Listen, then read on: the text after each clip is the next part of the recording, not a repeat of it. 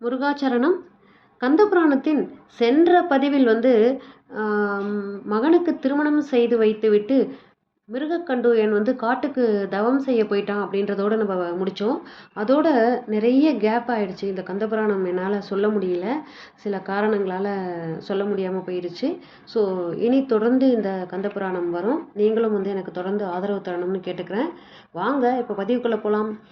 மிருகக்கண்டுயன் சகல சாஸ்திரங்களையும் நன்கு கற்று அவற்றில் வல்லவனாக திகழ்கிறாரு. முற்கால முனிவருடைய பெண்ணான மருத்துவதியை அவர் திருமணம் செய்துக்கிறாரு. அத்தம்பதிகளுக்கு வெகு காலம் குழந்தை இல்லாமல் இருக்குது. அதனால் வருத்தமுற்று காசியை அடைகிறாரு. கங்கையில் நீராடி மணி கர்கை அப்படிங்கிற ஆலயத்தில் எழுந்தருளி இருக்கும் ஈசனை பக்தியோடு வழிபடுறாரு. அதுக்கப்புறம் அந்த ஆலயத்திலே பக்கத்திலேயே இறைவனை குறித்து தவம் மேற்கொள்கிறாரு. ஈசன் மிருகக்கண்டுவுக்கு காட்சி தந்து அவர் எந்த காரணம் பற்றி தவம் மேற்கொண்டாரு அப்படின்னு கேட்குறாரு. மிருகக்கண்டு அவரை பணிந்து தமக்கு புத்திரபாக்கியம் கிடைக்க செய்யுமாறு சொல்கிறாரு. கொடிய குணங்கள் உடையவனாயினும் அறிவு இல்லாதவனாயினும் ஊமை செவிடு மூடம் குருடு முதலிய அங்கஹீனங்களை உடையவனாயினும் நோயால் வருந்துபவனாயினும் 100 ஆண்டுகளை ஆயுளாய் கொண்டவனாயினும் இருக்கும் பிள்ளை வேண்டுமா? 16 ஆண்டுகள் ஆயுளை உடையவனாய் லட்சணமான தோற்றமும் சிறந்த அறிவும் என்னிடம் அதிக பக்தியும் கொண்ட பிள்ளை வேண்டுமா அப்படின்னு கேட்குறாரு ஈசன். அதற்கு மிருகக்கண்டுயன் சிறிது யோசித்து, சர்வேஸ்வரா, ஆயுள் குறைவாக இருந்தாலும் அறிவு உடையவனாய் தங்களிடத்தில் பக்தி உடையவனாய் உள்ள பிள்ளையே தாருங்கள் அப்படின்னு சொல்றாரு. ஸோ மிருகக்கண்டு இதை கேட்டு ஈசன் அவ்வாறு அனுக்கிரகம் செய்துவிட்டு அங்கிருந்து மறைகிறாரு. சிறிது காலத்துக்கு அப்புறம் மிருகக்கண்டு ஒரு உத்தமமான ஒரு நாளில் மனைவியின் மூலம் அழகிய புத்திரனை அடைகிறாரு.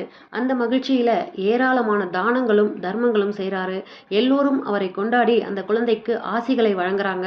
நான்முகன் அந்த குழந்தைக்கு மார்க்கண்டேயன் அப்படின்னு பெயர் வைக்கிறாரு. குழந்தைக்கு 5 வயது நிரம்பியதும் பெற்றோர்கள் அவருக்கு உபநயனம் செய்து வைக்கிறாங்க. சகல வித்தைகளிலும் அவன் தேர்ச்சி பெற்று விளங்கினான். ஈசனிடம் அளவற்ற பக்தி கொண்டு அவரை நாள் தவறாது துதித்து வந்தான் அந்த மார்க்கண்டேயனுக்கு 16 ஆண்டுகள் நிறைவேற இன்னும் சிறிது காலம்தான் இருந்தது. அதை நினைக்கும் போதெல்லாம் மிருகக்கண்டுவும் அவரது மனைவியும் துயரக்கடலில் ஆழ்ந்துடுறாங்க.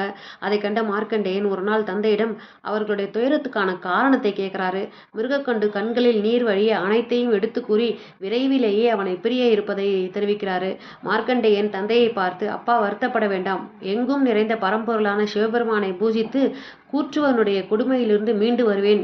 என்னை ஆசீர்வதித்து விடைத்தாருங்கள் அப்படின்னு சொல்றாரு. பெற்றோர்களிடம் விடை பெற்று மார்க்கண்டேயன் மணிகர்ணிகை அப்படிங்கிற ஆலயத்துக்கு போயிட்டு ஈசனை வணங்குறாரு.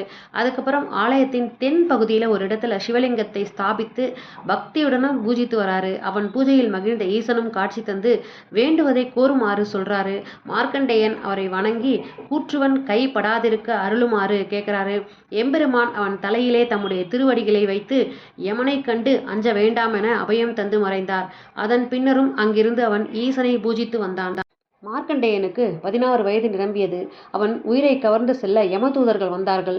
அவன் சிவ பூஜையில் இருப்பதைக் கண்டு அருகே நெருங்க பயந்தவர்களாய் திரும்பி சென்று யமனிடம் தெரிவித்தார்கள். யமன் கோபம் கொண்டு அமைச்சனாகிய காலனை அழைத்து சென்று மார்க்கண்டேயனை கொண்டு வருமாறு உத்தரவிடுறாரு. மார்க்கண்டேயன் இருக்குமிடம் காலன் அறிவான். அவன் சிவபூஜையில் ஈடுபட்டிருப்பதை பார்த்து பணிவுடன் அருகில் சென்று வணங்கினான். மார்க்கண்டேயன் அவனை யார் என்று கேட்கவே காலன் தான் வந்திருப்பது பற்றி விவரித்தான். ஐயனே, நான் யமனுடைய தூதன் காலன். இறைவன் தங்களுக்கு அருளிய ஆயுள் முடிந்துவிட்டது.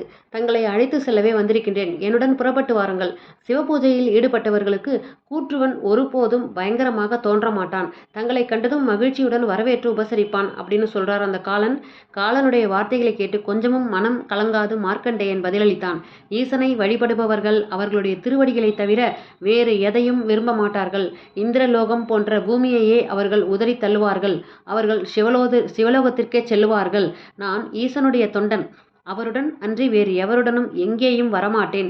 இப்போதே இங்கிருந்து விரைந்து போய்விடு அப்படின்னு சொல்றாரு. மார்க்கண்டேயனை நெருங்க பயந்தவனாய் காலன் திரும்பி சென்று நடந்ததை யமனிடம் கூறினான். தர்மராஜனுடைய கோபம் பன்மடங்காகியது.